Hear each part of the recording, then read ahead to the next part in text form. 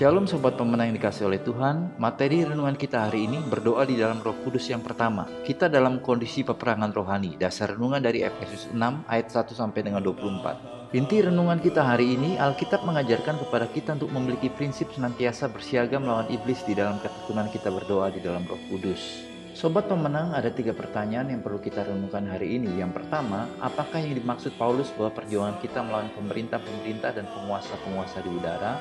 Lalu yang kedua, apakah yang dimaksudkan dengan perlengkapan senjata Allah? Dan yang ketiga, apakah pentingnya berdoa di dalam Roh Kudus dengan peperangan rohani selama kita hidup? Kenapa orang Kristen susah berdoa bangun tidur pagi-pagi? Dia tidak menyadari Tuhan bersama dengan dia tidak menerima Tuhan menyertai dia. Jadi doa dalam kekristenan bukan masalah agamawi, masalah relasimu dengan Tuhan. Katakan amin.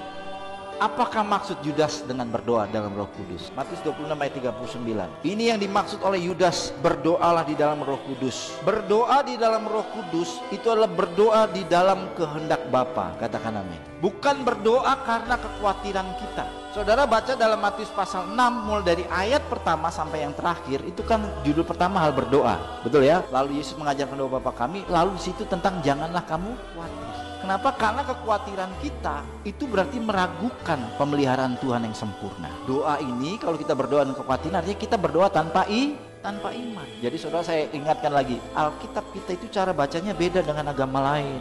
Kita nggak bisa potong satu ayat, kita harus lihat konteks dekat, konteks jauh. Rugi saudara kalau potong-potong ayat. Saudara punya masalah kalau potong-potong ayat. Jadi berdoa itu harus mencari kehendak Bapa.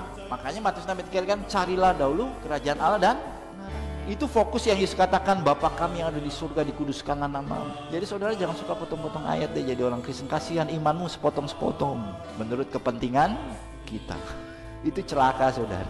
Itu kayak iblis juga potong-potong ayat untuk kepentingan iblis. Coba saudara waktu Yesus coba di padang gurun Matius pasal 4. Jadi saudara, iblis itu suka menggunakan ayat untuk kepentingannya. Jadi kalau orang Kristen menggunakan ayat untuk kepentingannya, berarti dia anak-anak. Saudara tahu sendiri toh. Sobat Pemenang, mengikuti dan meneladani ajaran Tuhan Yesus Kristus untuk berdoa dengan tidak jemu-jemu, mari kita responi renungan hari ini dengan berdoa.